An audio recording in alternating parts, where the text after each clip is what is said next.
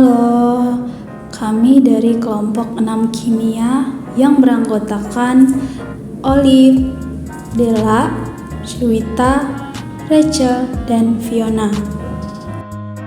Kamu tahu kisah suara meriam yang mengubah takdir? Apa suara meriam?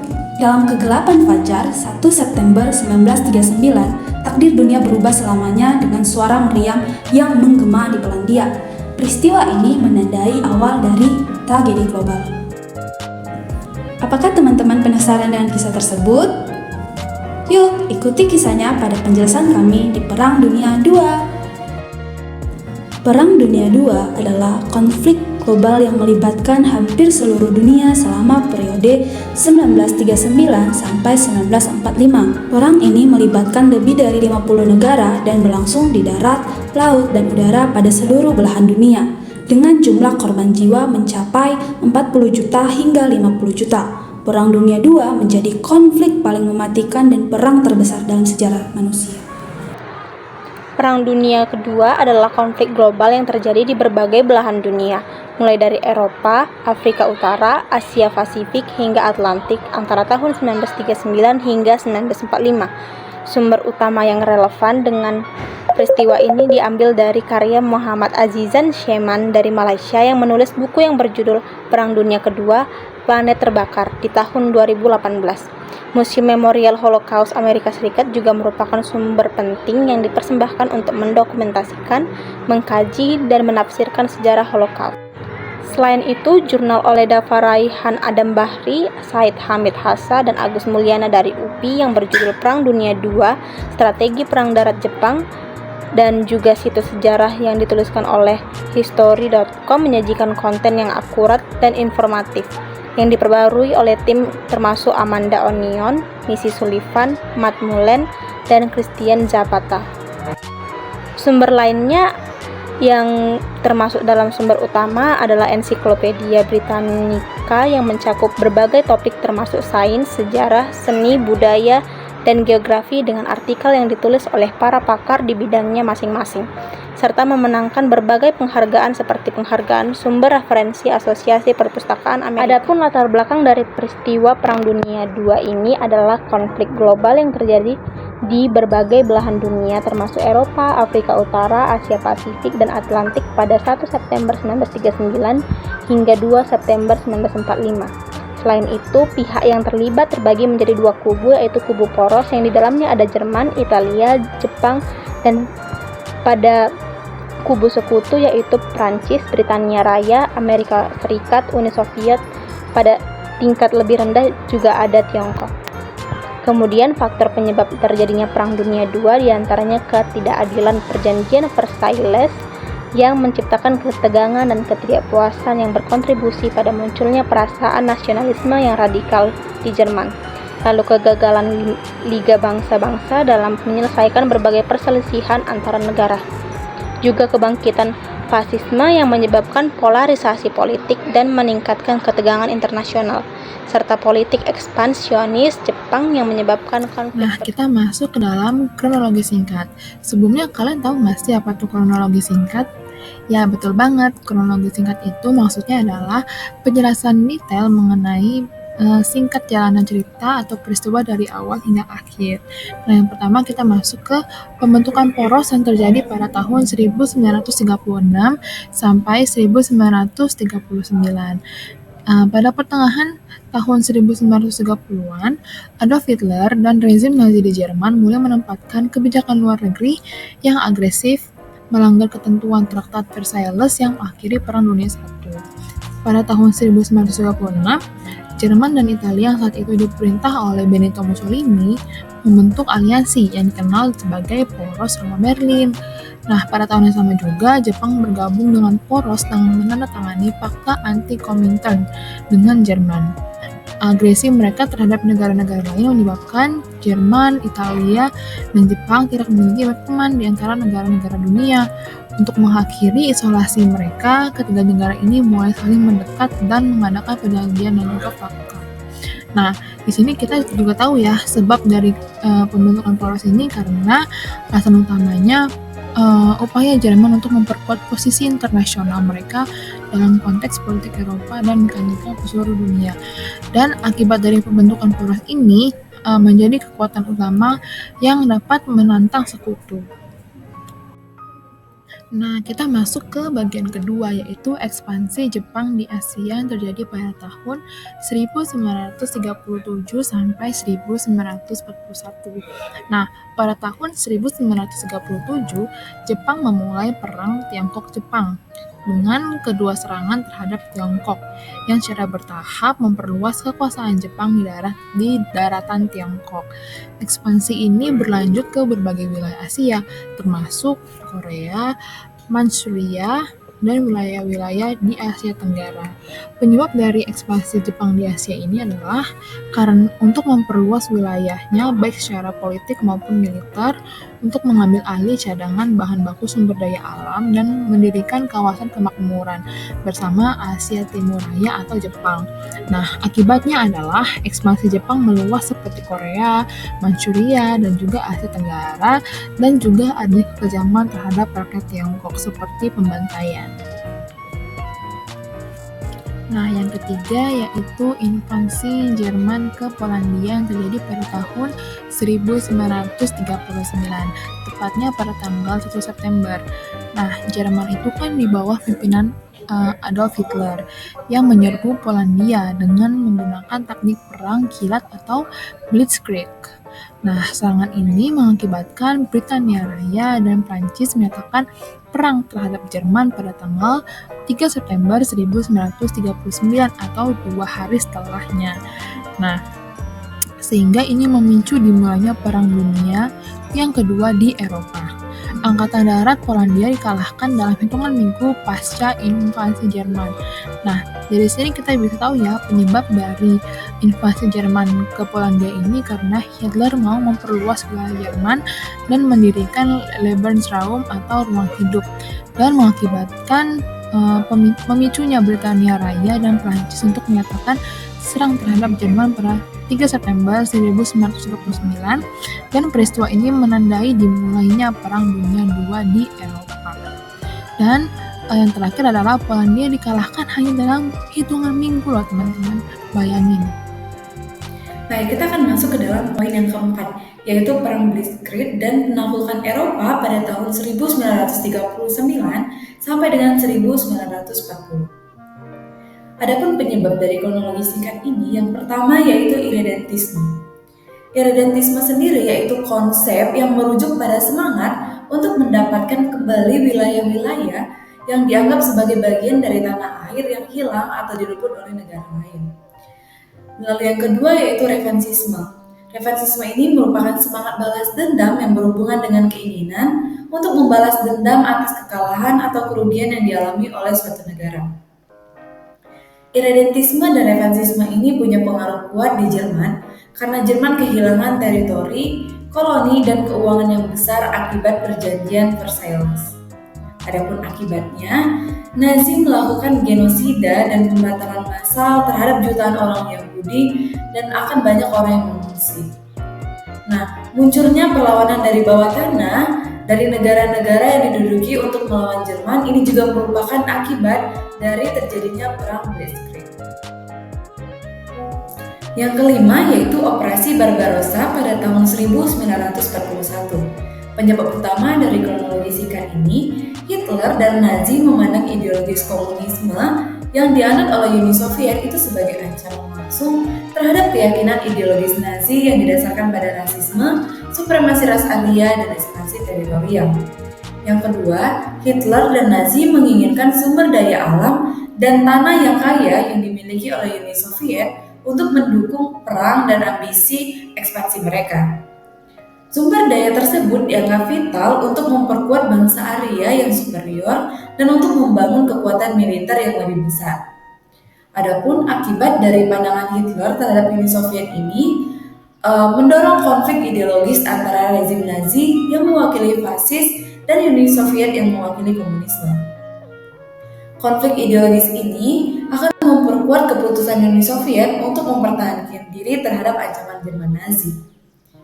Serangan Jerman terhadap Uni Soviet memicu reaksi dari Inggris dan Uni Soviet, yang kemudian bergabung dengan Sekutu. Hal ini merupakan titik balik dari Perang Dunia yang kedua di front Eropa. Karena Jerman mulai menghadapi tekanan dari dua front, Timur dan Barat. Perang di front Timur memaksa Jerman untuk membagi kekuatan dan sumber daya mereka yang menyebabkan kewalahan logistik dan tekanan militer yang besar.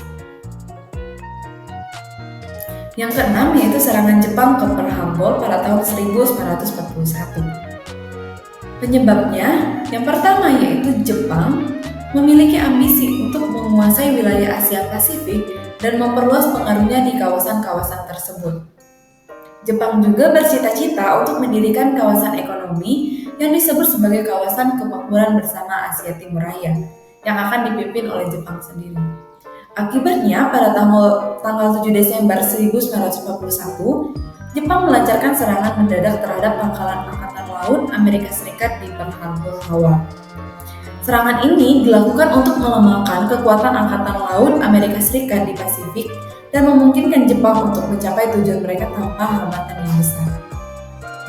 Serangan ini menjadi katalisator Amerika Serikat resmi bergabung dalam Perang Dunia yang kedua di Pasifik.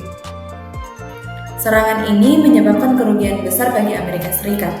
12 kapal perang tenggelam, termasuk kapal ikonik USS Arizona, dan 188 pesawat hancur. Lebih dari 2.400 orang tewas dalam serangan ini, dengan USS Arizona menyumbang sebagian besar korban jiwa. Sekitar 1.100 orang tewas dalam ledakan yang menghancurkan kapal. Yang ketujuh yaitu pertempuran di Teater Pasifik pada tahun 1941 sampai dengan 1945. Setelah serangan Pearl Harbor terjadilah serangkaian pertempuran sengit antara Amerika Serikat dan Jepang di Teater Pasifik. Pertempuran besar seperti Pertempuran Midway, Iwo Jima, dan Okinawa menjadi titik balik penting dalam memperubahan dinamika kekuatan di Teater Pasifik dan banyak jiwa di kedua belah pihak. Lalu ada perang di Eropa dan pertahanan Soviet pada tahun 1941 hingga 1945. Di sini kita dapat melihat bahwa penyebabnya itu adalah Jerman, yaitu Nazi, secara mengejutkan menyerang Uni Soviet dalam Operasi Barbarossa, melanggar fakta non-agresi yang ditandatangani oleh kedua negara pada tahun 1939. Dalam hal ini kita dapat melihat bahwa terdapat pasukan sekutu, yaitu Amerika Serikat, Britania Raya, dan Uni Soviet yang bertempur melawan pasukan poros di Eropa. Pertempuran tersebut sangat sengit terjadi di front timur, termasuk pertempuran Stalingrad yang mematikan. Uni Soviet ini mengalami kerugian militer yang sangat besar pada 6 minggu pertama setelah serangan Jerman. Namun Uni Soviet tidak berhasil diruntuhkan seperti yang diharapkan oleh para pemimpin Nazi dan para komandan militer Jerman. Akibatnya, Jerman Nazi harus berperang di dua front, yaitu di barat untuk melawan Sekutu dan di timur untuk melawan Uni Soviet. Hal ini membagi kekuatan dan sumber daya Jerman, sehingga Jerman itu gagal untuk mencapai tujuannya untuk menaklukkan Uni Soviet dengan cepat. Dan Jerman mengalami kerugian yang besar dalam hal pasukan dan peralatan dalam pertempuran di Uni Soviet. Yang kesembilan, ada jatuhnya Berlin dan akhir perang di Eropa pada tahun 1945. Penyebabnya, pasukan sekutu yang memulai serangan besar-besaran terhadap Jerman Nazi sejak tahun 1944 ingin mengakhiri kekuasaan Nazi dan mengakhiri Perang Dunia Kedua di Eropa. Dalam hal ini kita dapat meninjau kembali bahwa pada April hingga Mei 1945, pasukan sekutu menyerbu Berlin, yaitu ibu kota Jerman. Sehingga akibatnya Berlin itu terjatuh dan terdapat kehancuran Reich ketiga, kematian Adolf Hitler, dan resmi perangnya itu selesai setelah Jerman menyerah kepada sekutu pada tanggal 8 Mei 1945. Lalu yang terakhir adalah bom atom di Hiroshima dan Nagasaki.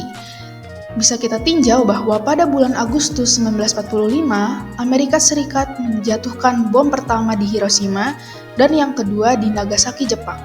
Penyebabnya, Hiroshima itu merupakan markas militer Jepang dan kota pelabuhan besar.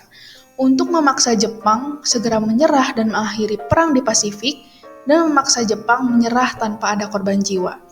Sehingga akibatnya setelah Amerika menjatuhkan kedua bom di kedua tempat, ada kematian massal dan kerusakan besar-besaran di kedua kota.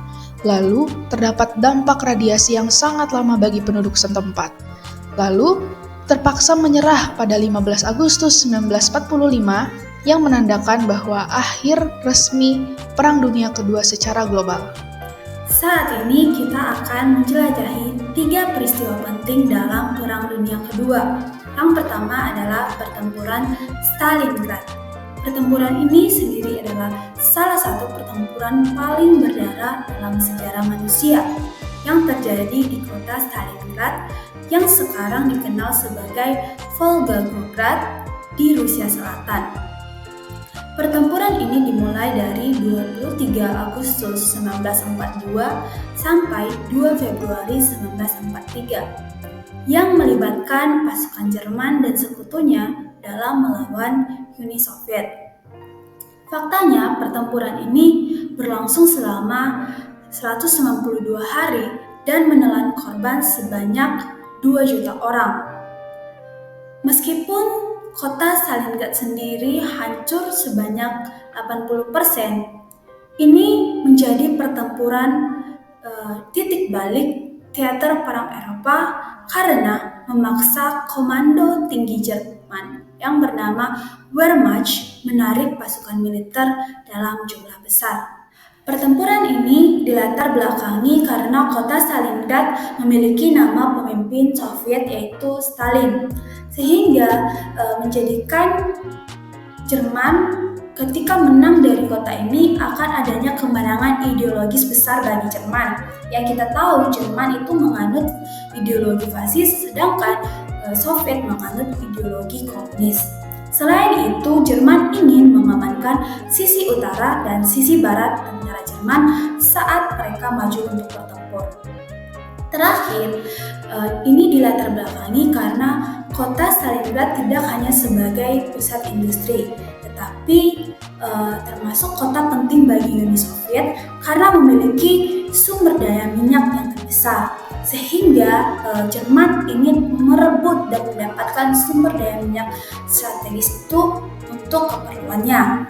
Nah, strategi yang dilakukan Jerman adalah dengan melakukan flamethrower adalah salah satu taktik yang sangat terkenal, di mana Jerman akan membakar sniper Soviet yang sedang bersembunyi. Sehingga dengan taktik tersebut, kota Stalin 90% telah mereka kuasai. Namun harapan tidak putus bagi Uni Soviet. Mereka juga melakukan operasi atau taktik untuk melawan Jerman, yaitu salah satunya operasi Uranus, di mana Uni Soviet melancarkan serangan dari 2 sisi, dan serangan ini dilakukan secara serentak untuk melawan pasukan Jerman. Selain itu juga operasi ini dilakukan dengan Uni Soviet menyuplai Stalingrad yang telah dikepung, sehingga Jerman ini semakin masuk ke dalam kota tersebut dan lebih mudah untuk dikepung dan diserang secara serentak dan ketat. Nah, selain itu juga taktik Soviet yang dilakukan adalah memeluk musuh, yang mana mereka menjaga posisi garis depan Soviet sedekat mungkin dengan posisi Jerman, sehingga Jerman tidak dapat melawan atau menyerang dengan artileri ataupun pesawat karena tidak mau mengambil risiko tembakan rumah. Selain itu, Soviet juga melakukan taktik yaitu serangan malam hari. Nah, serangan ini dapat mengganggu moral Jerman dan terakhir menggunakan serangan balik fajar, sehingga Soviet memanfaatkan kelelahan Jerman setelah malam tanpa tidur. Peristiwa penting selanjutnya yaitu Pearl Harbor. Pada slide sebelumnya sudah dijelaskan kronologi singkat dari Pearl Harbor. Nah, pada tanggal 7 Desember 1941, ratusan pesawat Jepang menyerang pangkalan Angkatan Laut Amerika Serikat di Pearl Harbor. Pengeboman yang berlangsung selama 2 jam itu menyebabkan 2.402 orang Amerika Serikat tewas dan 1.282 orang terluka. Hal ini mengakibatkan ribuan orang dari Amerika Serikat bergegas mendaftar untuk bergabung dengan angkatan bersenjata dari Amerika Serikat. Selanjutnya, peristiwa penting dalam sejarah Perang Dunia II adalah pendaratan di Normandia yang dikenal sebagai D-Day. Invasi ini merupakan salah satu titik balik dalam perang dan berujung pada kekalahan blok poros, termasuk Nazi Jerman. Pendaratan amfibi D-Day dimulai pada 6 Juni 1944 pukul 6.30 waktu setempat. Pasukan sekutu yang terdiri dari Amerika Serikat, Britania Raya, Kanada, dan negara-negara lainnya menyasar 5 partai yang diberi kode Omaha, Utah, Gold, Sword, dan Juno di pantai Normandia, Prancis. Meskipun persiapan telah dilakukan dengan cermat, pendaratan ini tetap menghadapi perlawanan sengit dari pasukan Jerman yang bertahan di sana.